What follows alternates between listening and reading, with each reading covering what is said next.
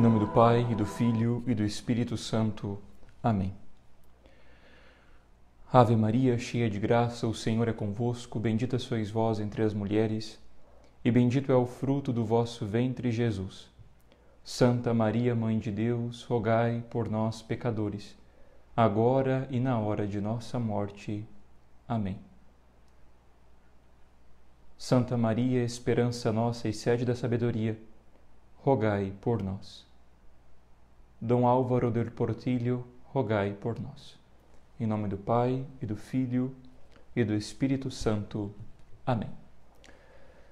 Então, estamos unidos mais uma vez. Seja bem-vindo a esta catequese dentro do tema 2 da Revelação. Já tratamos nos vídeos anteriores sobre a primeira parte da Revelação, Deus que revela-se aos homens.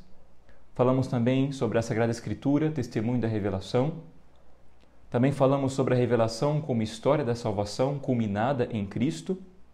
E hoje, então, trataremos do último tema dentro da revelação, que é a transmissão da revelação divina, o magistério da Igreja, guardião, intérprete autorizado da revelação, e a imutabilidade do depósito da revelação.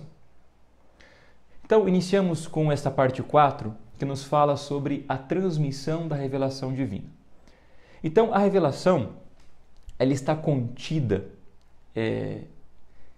na Sagrada Escritura, ok? E na tradição da Igreja, com T maiúsculo. Nós vamos explicar isso depois. Então, a palavra de Deus, certo? Para nós católicos, a palavra de Deus não está só na Escritura, mas ela está na tradição. Vamos recordar as aulas passadas que a Bíblia, antes de ser escrita, ela foi transmitida oralmente. A fé foi transmitida oralmente, e isso é a tradição com T maiúsculo. Os apóstolos transmitiram a fé e depois foi colocado por escrito. A Bíblia vem depois, mas a Bíblia é essa tradição por escrito.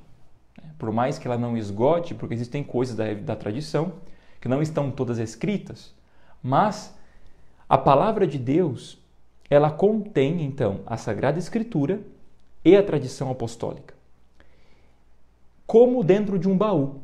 Né? Vamos recordar que Nosso Senhor, em Mateus, capítulo 13, versículo 52, tá?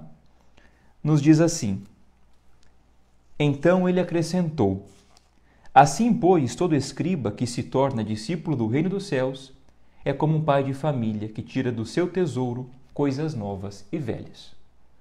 Então, Nosso Senhor aqui está sendo muito claro enquanto ele está fazendo alusão a isto. Então, dentro desse baú, esse baú que é o magistério da Igreja, como nós vamos ver depois, ele guarda, então, o tesouro da Igreja, a palavra de Deus, a tradição e a Sagrada Escritura. Então, a tradição com T maiúsculo, ela transmite e interpreta a Escritura. Okay? Vamos lembrar, então, mais uma vez, a tradição com T maiúsculo, lá dos apóstolos, da origem apostólica, essa tradição que transmite a Sagrada Escritura e interpreta a ela. Tá? Porque ela foi escrita em um espírito católico. Então, ela tem que ser lida no mesmo espírito que foi escrita, como nós vimos na parte da Sagrada Escritura. E a Escritura, por sua vez, verifica e confirma quanto se vive na tradição. Então, uma complementa a outra. Então, a tradição, com T maiúsculo, ela é fundada na pregação apostólica, que é a testemunha e transmite de forma viva e dinâmica o que a Escritura deixou fixado. Então, São Paulo vai dizer muito claramente: transmito-vos aquilo que recebi. Na última ceia, Jesus tomou o pão, etc. Então, nós conseguimos observar de forma muito clara aqui que a tradição, ela transmite a Sagrada Escritura de uma forma dinâmica e viva. Essa tradição progride sobre a assistência do Espírito Santo, percepção dela, e essa percepção progride na contemplação e estudo dos fiéis e através da pregação daqueles que, com a sucessão do episcopado, recebem o carisma da verdade.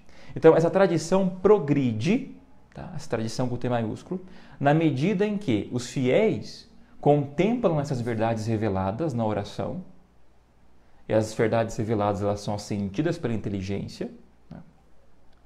E também aqui existe a parte da fé, que nós vamos ver depois, mas então ela progride sobre a assistência do Espírito Santo. Por quê? Porque o Espírito Santo é o mesmo que inspirou a Escritura, que assistiu os apóstolos, é o mesmo Espírito Santo. Então, tanto na contemplação dos fiéis, como naqueles que receberam o carisma mesmo, tá, da sucessão apostólica, o carisma da verdade, de interpretar, então, a Sagrada Escritura e a tradição. Então, a transmissão da revelação, como ela é transmitida? Né? Como é que acontece a transmissão deste depósito da fé, da Sagrada Escritura, ok? E da tradição da Igreja, tá? Como acontece essa transmissão da revelação? Ela acontece através do ensinamento do magistério. Isso nós podemos ver quando os bispos nos ensinam, não é? Através dos ensinamentos do magistério e dos padres da Igreja, os padres apostólicos. Nós vamos ver isso quando estudarmos a história da Igreja. Também na oração e na liturgia acontece também a transmissão da revelação, lex orandi, lex credendi, aquilo que a Igreja ora é aquilo que ela crê, aquilo que ela crê é aquilo que ela ora. Tá? Então também através da liturgia da oração acontece a transmissão desta verdade de fé. Também o sensus fidei, o sensus comum dos fiéis, sentir comum dos fiéis. Tá? Vocês já perceberam algumas vezes quando você vai em alguma santa missa ou você escuta alguém falar alguma coisa que aquilo não faz parte da verdade católica e você diz assim, bom, isso parece estar me cheirando mal, isso parece que não é católico, parece que isso não é da fé. É justamente isso. Então, o sentir comum dos fiéis. Também a educação da fé transmitida pelos pais aos filhos. Também acontece essa transmissão da Sagrada Escritura, da tradição, ao ensinar a fé aos filhos. Também pelo apostolado cristão, como eu estou fazendo aqui agora, é uma transmissão da fé, né? Transmitir a fé. Porém, esse carisma específico, né, foi dado e recebido pelos apóstolos e os bispos, que são sucessores dos apóstolos. Então, nós, como disse já, 1 Coríntios, versículo 23, capítulo 11, versículo 23, São Paulo vai dizer, transmito-vos aquilo que recebi. Okay? Então, o Catecismo da Igreja Católica, o número 83, ele nos mostra a diferença entre a tradição com T maiúsculo e a tradição com T minúsculo. Ele diz assim, a tradição da qual aqui falamos, tradição com T maiúsculo, é a que vem dos apóstolos e transmite o que estes receberam do ensinamento e do exemplo de Jesus, e o que receberam por meio do Espírito Santo. Com efeito, a primeira geração de cristãos ainda não dispunha de um Novo Testamento escrito, e o próprio Novo Testamento atesta o processo da tradição viva. Tá? Então, é isso que eu estava dizendo. A tradição com T maiúsculo é aquilo que precede, né, e dá critério para se ler as Sagradas Escrituras. Porque como elas não estavam escritas, os apóstolos guardavam aquilo que Jesus ensinou, falou, né, pela tradição. E depois disso foi colocado por escrito. Porém, nós devemos distinguir essa tradição com T maiúsculo da tradição com T minúsculo, que são tradições teológicas, disciplinares, litúrgicas ou devocionais, surgidas ao longo do tempo nas igrejas locais.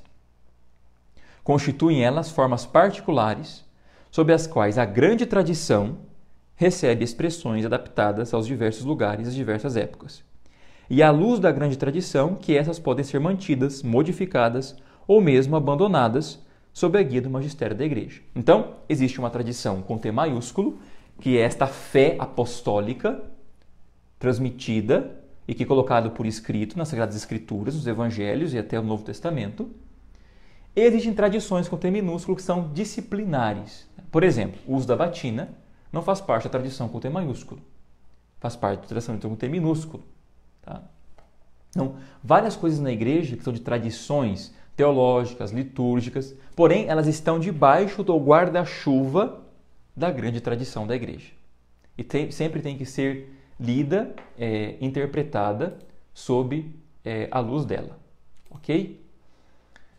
E o objeto, né, a transmissão da revelação, não pode ser somente um ensinamento. Então, nós não podemos pegar a revelação, a palavra de Deus, né, que é a revelação, a palavra de Deus, que é a Sagrada Escritura e a tradição, e guardar isso como uma doutrina apenas, como um ensinamento. Nunca ela foi apenas um ensinamento. Ela sempre foi, né, algo que está inseparável da vida cristã. Porque Jesus não é uma doutrina, Jesus é uma pessoa. Ele é a verdade, sim. Ele nos trouxe uma doutrina, um ensinamento que modifica a nossa vida. Então, fé e costumes, doutrina e conduta não são coisas divergentes, não podem ser de forma alguma. Tá? Então, muito cuidado com isso. Ela não pode ser um ensinamento, mas deve ser, antes de tudo, vida. É isso que a palavra de Deus traz a nós. Tá bom? Bom, então adentramos no magistério da Igreja, guardião e intérprete autorizado da revelação. Então aqui nós temos, de uma forma muito objetiva, os bispos, tá? Que em comunhão com o Papa, o Colégio Apostólico, unido à cabeça, né, que é o Santo Padre o Papa, Bispo de Roma, tem essa autoridade exercida em nome de Cristo. Tu és Pedro, e sobre esta pedra edificarei a minha igreja. Te darei as chaves do reino dos céus. Tudo que tu ligares na terra será ligado no céu. Tudo que tu desligares na terra será desligado no céu. Então, essa autoridade do magistério, este carisma dos bispos, tá, é exercido em nome de Cristo. Eles que têm o carisma da verdade. Tá? Eles que interpretam a palavra de Deus, que contém a Sagrada Escritura e a tradição da Igreja. Então, eles são intérpretes e guardiões da palavra de Deus. E isto está a serviço da salvação das almas. Então, sempre os bispos vão interpretar as Sagradas Escrituras, tá, e defendê-la, né, tanto a palavra de Deus, a Sagrada Escritura e a tradição, para benefício da salus animarum, a salvação das almas. Essa é a primeira coisa. E defender de todo ataque, de todo erro que queira ferir a verdade de Cristo. Então, aqui existe outro perigo. Muitas vezes, hoje, se dá ouvidos ao que historiadores, né, exegetas renomados, pesquisadores, enfim, qualquer tipo de pessoa que faz uma análise da Sagrada Escritura, e não damos atenção para aqueles que são os intérpretes legítimos dela, os bispos unidos ao Santo Padre o Papa. Tá? Cuidado, católicos. Quem interpreta a Sagrada Escritura é o magistério. Não somos nós que interpretamos a Bíblia. Então, muito cuidado quando nós vamos pegar a Bíblia e sair pregando por aí. Estas duas realidades aqui têm que estar unidas. Quando você for ler a Sagrada Escritura, você tem que ter por base o catecismo da Igreja Católica e o ensinamento do Papa e dos bispos, a tradição de 2000 anos. Nós não somos protestantes. Nós vamos chegar nessa parte depois. Então, muito cuidado a você que vai ler uma passagem da Bíblia e sair pregando por aí. Ah, eu acho que Jesus quis dizer isso. Ah, eu acho que ele quis dizer aquilo. Não. A nossa Bíblia tem rodapé, ela tem interpretação. Tá? Vai ler os Santos Padres. Ler o que Santo Tomás escreveu na Catena Áurea sobre aquela passagem, o que Santo Agostinho escreveu e comentou. Ali está a interpretação legítima daqueles que estiveram perto do contato com a palavra de Deus. Tá? Muitas vezes nós damos hoje ouvidos a pessoas que estão há 2000 anos longe dos fatos, e damos créditos a ela dizendo, não, Santo Agostinho estava errado, Santos Padres estavam errados. Eu tenho a verdade, eu que sou aqui do futuro, né, de 2000 anos, eu sei do que Jesus está dizendo, eu sei o verdadeiro, real sentido daquela palavra. Meu Deus do céu, os Santos Padres viveram Um tempo de Nosso Senhor, o que? 200 anos? Quem está mais perto da fonte da interpretação? Então, muito cuidado com isso. Tá? Quando for ler a Sagrada Escritura, tome cuidados com estes falsos intérpretes que querem, na verdade, esvaziar a palavra de Deus, e também cuidado com a sua interpretação pessoal protestante. Tá? Então, muito cuidado. Sempre interpretar à luz do magistério da igreja, porque eles são os verdadeiros intérpretes. Bom? Então, esse magistério não está acima da palavra de Deus, mas ao seu serviço, tá? Ensinando apenas o que foi transmitido.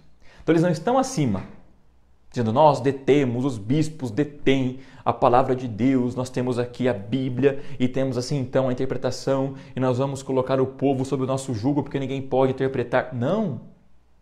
Eles estão servindo esta palavra. Eles têm o carisma de serviço da palavra. Porque, como disse e repito, eles têm a missão de transmitir e guardar. Transmitir para salvar as almas e guardar e defender dos ataques do erro e da mentira.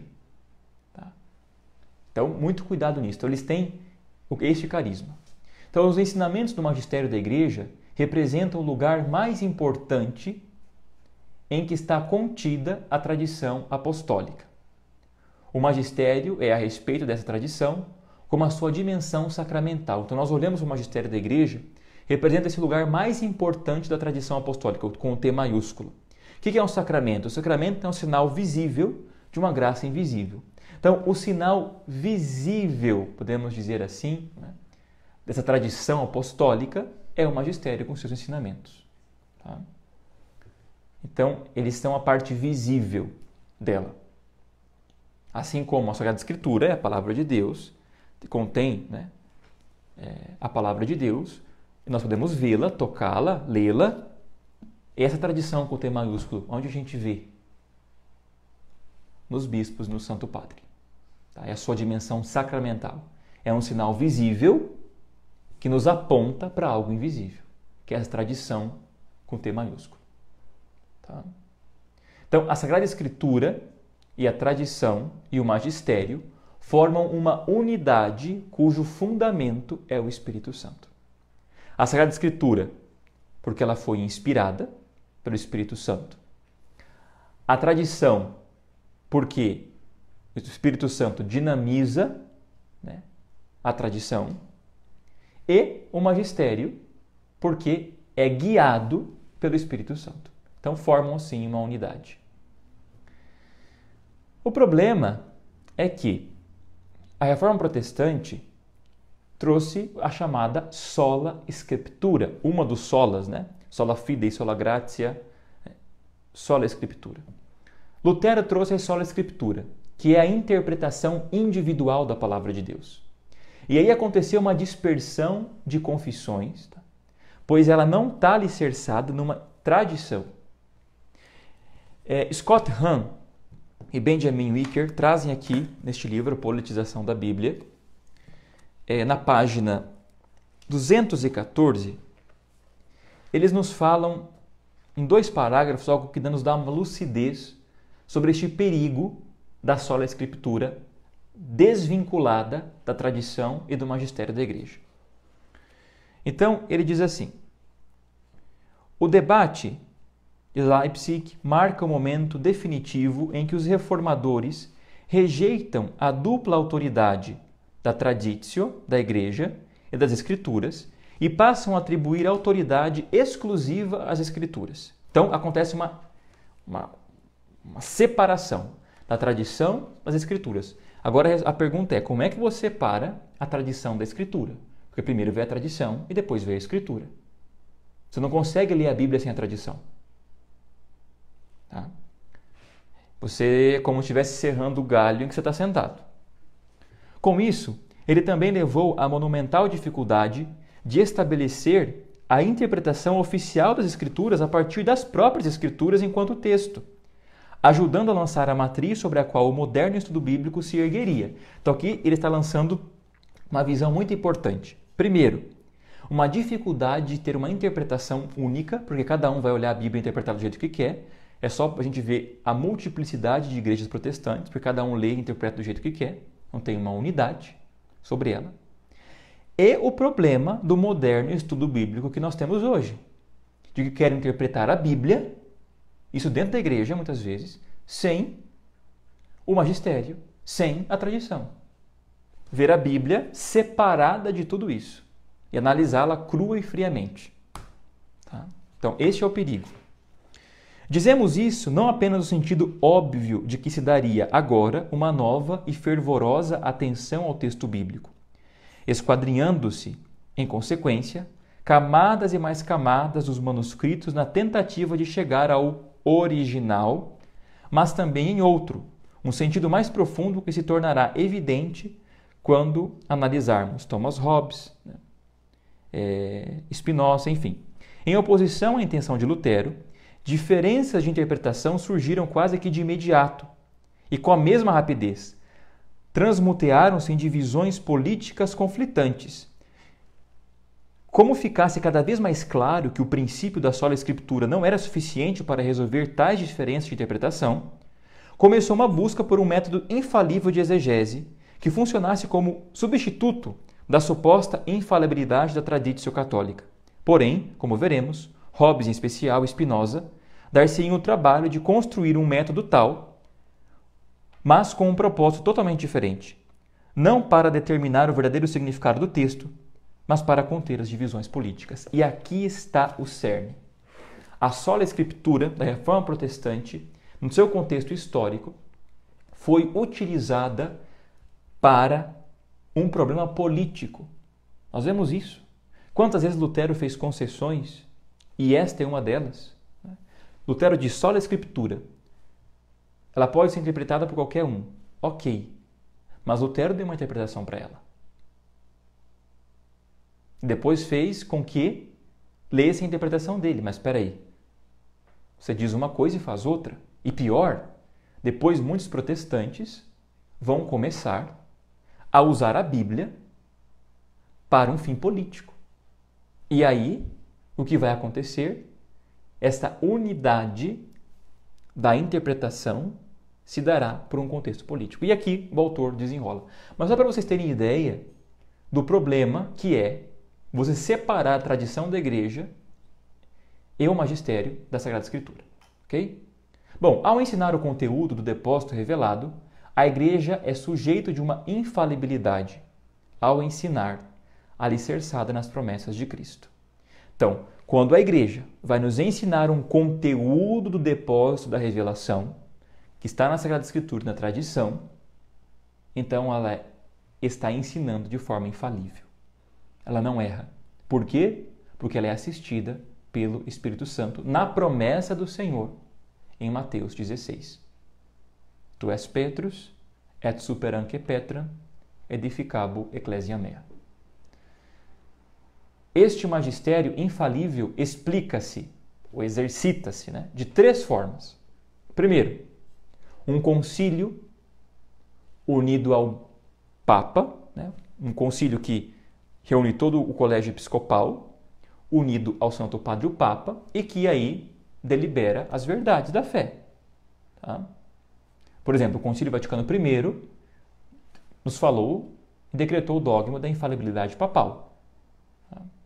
Então, o concílio reunido ao Santo Padre o Papa, ele tem este dever de ensinar a fé e aí ele não erra. Que quando nos fala da parte dogmática. O Romano Pontífice também exercita essa infalibilidade, tá? Quando ele pronuncia uma verdade ex cátedra. Ok? Ex cátedra. Nunca se esqueçam, aqui sempre são os bispos unidos ao Santo Padre, o Papa. Tá? E aqui nós estamos falando do Papa quando pronuncia uma verdade, um dogma desde a cátedra sobre fé ou moral. Tá? Por exemplo, o Papa Pio XII, ele, na Constituição Apostólica, Multifentissimus Deus, ele nos proclamou o dogma da Assunção de Nossa Senhora. Então, abre aspas, no dia 1º de novembro de 1950, ele disse, abre aspas, pelo que depois de termos dirigido a Deus repetidas súplicas e de termos invocado a paz do Espírito de verdade para a glória de Deus onipotente, que a Virgem Maria concebeu a sua especial benevolência para a honra do seu Filho, Rei imortal dos séculos e triunfador do pecado e da morte, para aumento da glória da sua augusta Mãe e para gozo e júbilo de toda a Igreja, com a autoridade de nosso Senhor Jesus Cristo, dos bem-aventurados apóstolos São Pedro e São Paulo e com a nossa, agora vem, a parte que concerne o centro do pronunciamento da ex-cátedra. Pronunciamos, declaramos e definimos ser dogma divinamente revelado que, a Imaculada Mãe de Deus, a Sempre Virgem Maria, terminando o seu curso da vida terrestre, foi assunta em corpo e alma à glória celestial. Então o Papa proclamou um dogma. Tá? Isso poderia ser uma verdade sobre a moral, mas tem que usar estes termos, tá?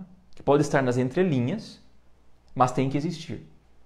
Então, primeiro, um concílio unido ao Papa, depois o Papa sozinho, que pode fazer lá uma verdade de fé. Sempre o Papa, claro, vai consultar, por exemplo, esse dogma da Assunção. Houve uma consulta aos bispos, muitos bispos do mundo inteiro, sobre quantas igrejas na sua diocese tinham devoção, se vinha de uma devoção antiga, enfim. Isso é feito um estudo, claro, o Papa ele vai se alicerçar, né, dos bispos, mas é ele quem proclama, ele pode proclamar claramente isso sozinho. E 3, os bispos, mais o Papa, professam a mesma doutrina sem se encontrarem no mesmo lugar.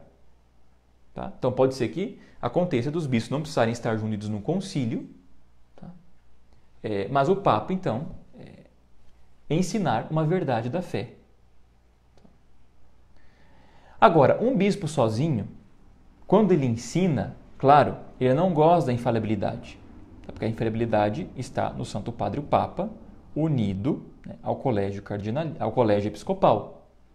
Tá? Ou como disse, o Papa sozinho, sempre tendo em vista Pedro. Tá? Nunca tire isso da cabeça. Os bispos sem o Papa não fazem nada. Nesse sentido, tá? Da infalibilidade papal, não. Sempre tem que estar unido a ele. Mas o bispo gosta de respeito. Claro, quando o bispo vai dar uma catequese, quando ele vai ensinar, é o magistério da igreja que está nos ensinando, nós devemos ouvir. Tá? Mas aquilo não possui a infalibilidade. Tá? Então, a gente vai ver depois melhor, mas só para vocês verem como esse magistério infalível se exercita. Tá? Bom, e 6, a imutabilidade do depósito da revelação. Tá? Aqui existe muita dúvida, tá, a respeito disso. Muitas pessoas têm dúvida mesmo. Como que isso acontece, né? Meu Deus, por que a igreja não muda? Por que não acontece uma mudança na igreja? Né? Então nós vamos ver isso agora um pouco. Né? Então, o dogma, ele significa o quê? Significa um ensino, uma doutrina. Isso significa a palavra dogma. E isso está presente desde os primeiros séculos. Então, os principais conteúdos da pregação apostólica foram colocados por escrito. O creio que nós temos, o credo apostólico, né? Ali nós temos os principais conteúdos da pregação dos apóstolos. Que rezamos toda a missa, na missa do domingo, né? Nas solenidades, rezamos o creio. Ali está contido a fé.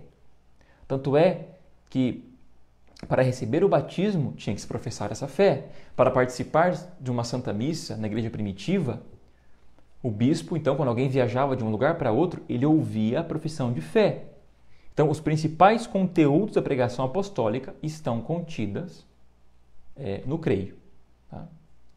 Mas os dogmas, então, eles crescem em número com o desenvolvimento histórico da igreja. Não porque mude ou aumente a doutrina, mas porque há frequente necessidade de esclarecer algum erro ou ajudar a aprofundar a fé do povo. Então, não é que a igreja ela inventa dogmas, inventa doutrina ao longo dos séculos, não é isso. É que as circunstâncias levam a igreja a ver isso. Por exemplo, vamos usar os primeiros séculos da igreja. Nós vamos ver isso na história da igreja, mas aqui serve para nós. Enquanto estavam acontecendo as perseguições, nos 300 primeiros anos, né, ali da igreja, os cristãos não pensavam não tinham tempo, né, Porque, vamos pensar assim, não foram 350 anos de martírio seguido, tá? Foram anos entrelaçados, que, se a gente for separar, dá 150 anos de martírio e perseguição frequente e 150 anos mais ou menos de paz. Mas isso estava entrelaçado, mudava o imperador, era uma coisa, mudava o outro, era de um jeito. Então, assim ia. E neste tempo, os cristãos estavam preocupados em salvar as suas vidas, né? Em celebrar, em guardar a fé, em entregar a sua vida a Deus, em celebrar, né, nas catacumbas e, enfim, a preocupação não era muito com a formulação dogmática. Porém, quando cessaram então as perseguições, o que aconteceu? Começaram então a se ver, a ver essa fé apostólica, começou a surgir dúvidas, começou a surgir heresias, né? Jesus não é Deus, Maria não é mãe de Deus, Jesus tem uma natureza só, Jesus não assume natureza humana, e aí começou um bando de heresias. Então precisou das formulações dogmáticas para esclarecer a verdade. Tá? Então, por exemplo, quando a igreja propõe um dogma novo, ela não está a criar nada novo. Quando o Papa Pio XII proclamou o dogma da Assunção, não é que naquele momento em que ele proclamou aquilo, Nossa Senhora subiu ao céu. Não. É porque ela subiu ao céu que ele proclamou aquilo. Tá? Por quê? Porque existia uma divergência na igreja. Existia um grupo teológico que dizia que ela não foi assunta e um grupo que dizia que ela foi assunta. Então, de corpo e alma. Então, esse grupo teológico tinha liberdade para questionar, falar. Ou seja, os teólogos estão para isso, para ajudar o magistério. Mas quando o Papa proclamou o dogma da Assunção, acabou a discussão. Acabou. Quando a igreja nos propõe um dogma, nós temos que fazer um assentimento de fé. Só. Nós não podemos questionar. Então, quando o católico diz assim, padre, eu acredito que Nossa Senhora é mãe de Deus, mas que ela não é virgem antes, durante e após o parto, que também é dogma de fé. Sinto muito.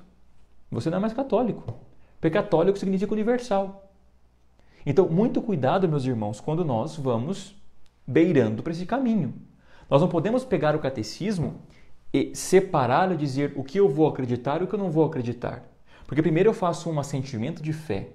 Eu creio em tudo aquilo que ensina a Igreja Católica, esses 2000 anos. E depois eu vou aplicar a minha inteligência, vou estudar, ok, e vou chegar à conclusão de que, bom, realmente isso é verdade. Mas a minha conclusão lógica não pode me levar à minha fé. Ok? Não pode. Porque senão eu estou instrumentalizando um dogma, racionalizando ele. Não, 2 mais 2, então aqui é 4, então realmente não pode ser de outro jeito, então ela é, então agora eu acredito. Não, eu acredito que ela é mãe de Deus, que ela é virgem durante esse parto, e depois, então, eu vou me debruçar sobre isso. Então a igreja, quando proclama um dogma, ela está ajudando os fiéis, esclarecendo, dizendo, olha, todo mundo agora tem que acreditar nisso, porque é verdade de fé revelada. Tá? Isso está no depósito, lembra? Naquele baú em que o pai de família tira coisas novas e velhas. Então, o Papa, quando proclama um dogma, ele está ensinando uma verdade de sempre, que foi trazida à luz agora. E isso aconteceu nesses 2000 anos da Igreja. Não podemos esquecer disso. Tá? Então, aqui existe o número 88 do Catecismo, que nos ajuda a ver essa parte. Bom, o magistério da Igreja empenha plenamente a autoridade que recebeu de Cristo quando define dogmas, isto é, quando utilizando uma forma, aquela que eu disse, que obriga o povo cristão a uma adesão irrevogável de fé. Propõe verdades contidas na revelação divina ou verdades que com estas têm uma conexão necessária. Tá? Então, é isso. Quando é proclamado um dogma, nós temos que fazer um assentimento de fé. Tá? Agora, o credo apostólico, ele é imutável. Tá? O credo apostólico que está lá é imutável. Mas o dogma, ele admite um desenvolvimento homogêneo. Cardeal Newman, tem isso. Ele tem Ele trabalhou nisso, na teologia, sobre o desenvolvimento do dogma. Tá? Então, o que é isso? É um desenvolvimento homogêneo. Pensem vocês, se você pega uma criança, tá? Uma criança, e coloca ela... Você quer preservar a criança, tá? Eu quero manter o dogma da Imaculada Conceição sem ninguém tocar. Então eu coloco o dogma da Imaculada Conceição dentro do formol. Eu coloco uma criança dentro do formol, porque eu quero que ela se mantenha daquele jeito ali. E então, esta criança, ela não se desenvolve. É a mesma criança, mas não se desenvolve. Ela morre. Para você fazer uma criança ficar dentro do formol, você tem que matar ela, para que ela fique bebezinha para sempre. E o dogma não admite isso, entende? O dogma, ele é uma verdade de fé revelada, tá? Proclamada, mas admite o desenvolvimento ao longo do tempo, que se aprofunda ao longo do tempo, porque surgem problemas novos. E a teologia se debruça sobre o dogma e vai dando luzes para essa verdade de fé. Ela não vai ser alterada. Tá? Por exemplo, é um erro nós pensarmos assim, por exemplo, Papa João Paulo II, São João Paulo II, numa catequese, em que ele falou sobre a virgindade perpétua de Maria, ele condenou ali alguns teólogos que dizem assim, não, a virgindade de Maria era espiritual. Então, não é esse o desenvolvimento do dogma. Não é você olhar para a virgindade perpétua de Maria e dizer, ah não, naquela época eles não entendiam direito, proclamaram isso, mas hoje nós podemos, né, ver que a virgindade de Maria não era espiritual. Não é isso. Não é isso de forma alguma. O dogma, ele tem que ser lido e compreendido, por isso que a formulação dogmática faz parte do dogma, os conceitos teológicos, filosóficos utilizados ali têm que ser interpretados de como ele foi escrito, para ser compreendido. Agora, nós podemos lançar luzes sobre este dogma, em que ele se mantém vivo na tradição da igreja e que ele possa chegar com uma linguagem acessível, que ele possa ser entendido, compreendido por todos. Tá? E deste dogma nós podemos tirar coisas maravilhosas, coisas novas, que não estão em oposição de forma alguma nesses 2000 anos. Nós não podemos colocar a igreja contra ela mesma. Isso é um erro. Então, de forma alguma nós temos que degladiar, né, fazer com que a teologia se degladeie entre si em respeito de um dogma. Não. Dogma da Imaculada Conceição. Ela foi concebida, Nossa Senhora, sem pecado original. Ok, é isso aí. Então, o que nós podemos tirar de luzes disso? Tá? O que nós podemos fazer com que esse dogma se desenvolva? Então, não é olhar para o dogma e dizer assim, não, naquela época... Não é isso. Tá? O modernismo ele tem esse desprezo pelo passado. Tá? E achar que vai fazer tudo novo, inventar tudo de novo, inventar a roda. Não é isso. Tá? Então, muito cuidado também com essa parte do desenvolvimento do dogma. Então, os fatores de desenvolvimento do dogma são os mesmos, aqui que vem, que fazem progredir a tradição viva da igreja. A pregação dos bispos, o estudo dos fiéis, a oração e a meditação da palavra de Deus, a experiência das coisas espirituais, o exemplo dos santos. Então, gente, uma coisa é eu assentir com a fé que Maria é mãe de Deus. Eu creio que minha inteligência, né, eu creia, né, faça esse sentimento de fé, creia. Agora, eu vou rezar. Para quê? Para que este dogma, que é de verdade de fé, seja iluminado.